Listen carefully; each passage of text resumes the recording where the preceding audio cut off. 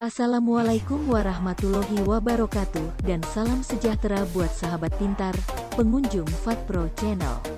Semoga kalian tetap sehat dan bahagia, tetap semangat dan tak boleh merasa lelah untuk terus belajar. Sebelum memulai pembelajaran sebaiknya kalian menekan tombol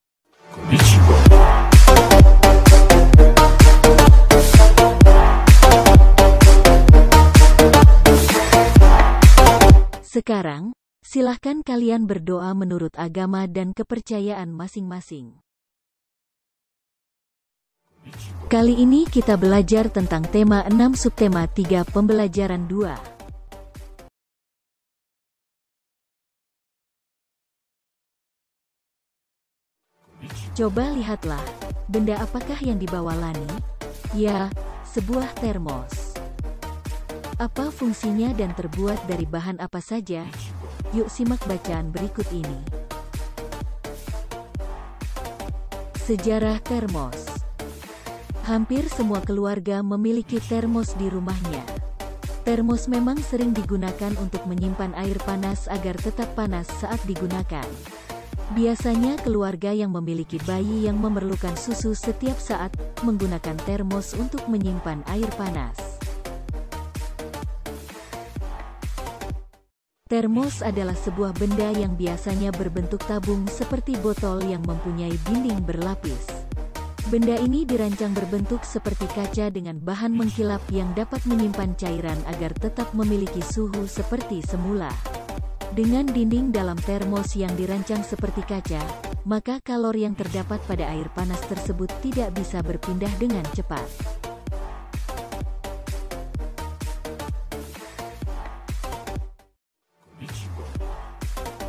Panas yang dikeluarkan oleh air panas tadi, dapat ditahan oleh dinding dalam termos yang terbuat dari bahan mengkilap ini, sehingga air panas di dalamnya akan tetap hangat hingga beberapa saat tergantung dari ketebalan dindingnya. Saat ini termos tidak hanya digunakan untuk menyimpan air panas, tetapi juga untuk menyimpan air dingin agar tetap dingin. Pencipta termos pertama kali pada tahun 1902 adalah James Dewar. Penemuannya didorong oleh kebutuhannya untuk menjaga agar minuman bayinya tetap hangat.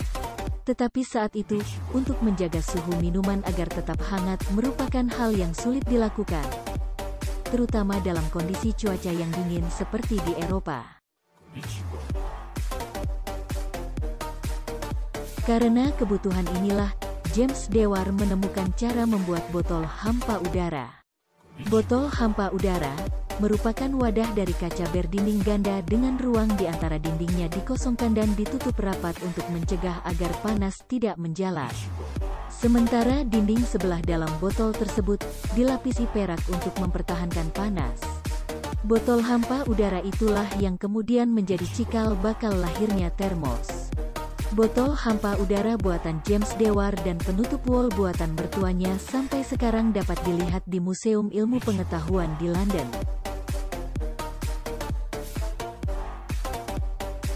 Berdasarkan bacaan di atas, tuliskanlah hal-hal penting pada setiap paragraf dengan menggunakan kalimat lengkap. Tuliskanlah pada tabel berikut. Hal penting dari paragraf pertama adalah hampir semua keluarga memiliki termos di rumahnya. Termos adalah sebuah benda yang biasanya berbentuk tabung seperti botol yang mempunyai dinding berlapis. Dengan dinding dalam termos yang dirancang seperti kaca, maka kalor yang terdapat pada air panas tersebut tidak bisa berpindah dengan cepat. Hal penting dari paragraf 2 adalah pencipta termos pertama kali pada tahun 1902 adalah James Dewar. Penemuannya mendukung oleh kebutuhannya untuk menjaga agar minuman bayinya tetap hangat. Hal penting dari paragraf 3 adalah James Dewar menemukan cara membuat botol hampa udara yang kemudian menjadi cikal bakal lahirnya termos. Botol hampa udara buatan James Dewar sekarang dapat dilihat di Museum Ilmu Pengetahuan di London.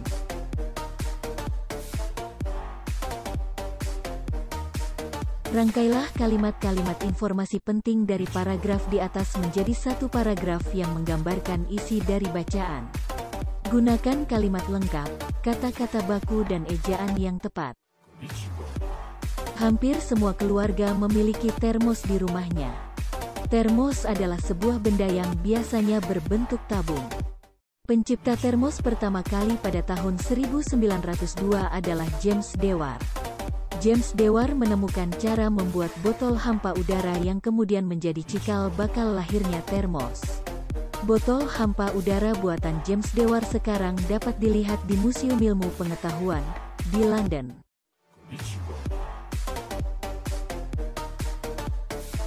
Setelah itu, jawablah pertanyaan berikut ini. 1. Apakah fungsi sebuah termos? Jawabnya, termos untuk menyimpan air panas agar tetap panas saat digunakan. 2. Apa saja bahan yang digunakan untuk membuat termos pada masa itu? Jawabnya, bahan yang digunakan pada masa itu adalah botol hampa udara, merupakan wadah dari kaca berdinding ganda dengan ruang di antara dindingnya dikosongkan dan ditutup rapat. 3. Gambarlah bagian-bagian termos sesuai bacaan di atas. Bagian termos adalah tutup termos, dinding dalam kaca, dinding luar kaca, air, ruang hampa udara, dinding pelindung kaca, karet penahan kaca.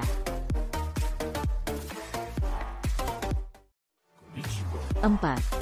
Apa saja benda di sekitarmu yang menggunakan prinsip yang hampir sama dengan termos? Jawabnya adalah selimut dan jaket.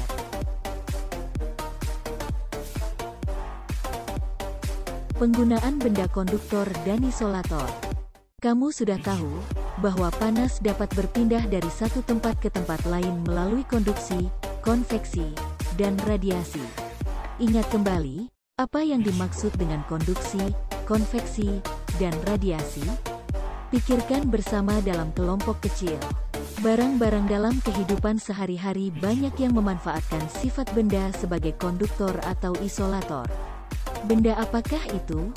Selimut dan panci merupakan benda yang memanfaatkan sifat ini. Selimut memerangkap udara. Udara adalah isolator, sehingga tidak menghantarkan panas yang keluar dari tubuhmu. Dengan demikian, badanmu tetap terasa hangat.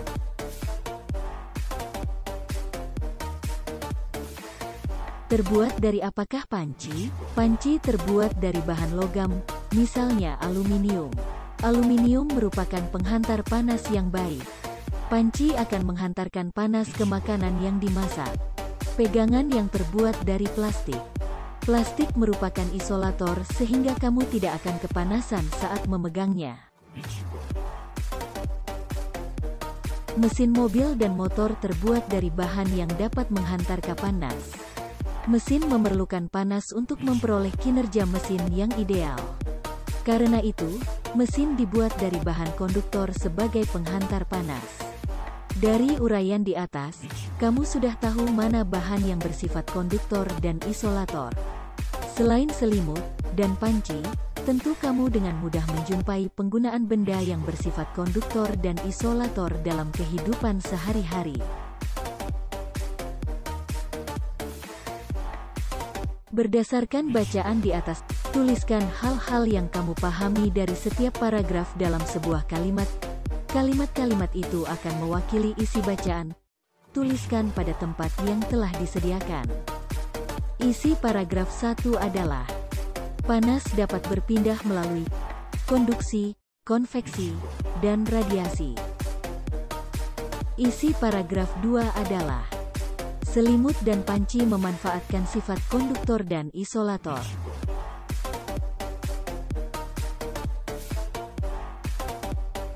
Isi paragraf 3 adalah panci terbuat dari bahan logam. Isi paragraf 4 adalah mesin mobil dan motor terbuat dari bahan yang dapat menghantarkan panas. Berdasarkan kalimat-kalimat yang mewakili isi bacaan yang telah kamu tulis, buatlah sebuah diagram yang menjelaskan pemahamanmu terhadap bacaan di atas.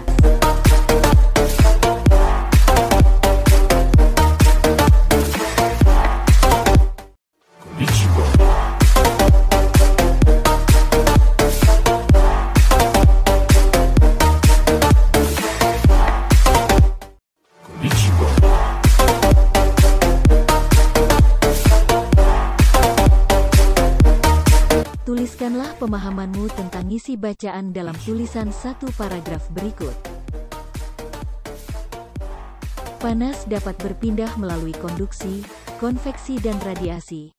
Beberapa barang memanfaatkan benda sebagai konduktor atau isolator.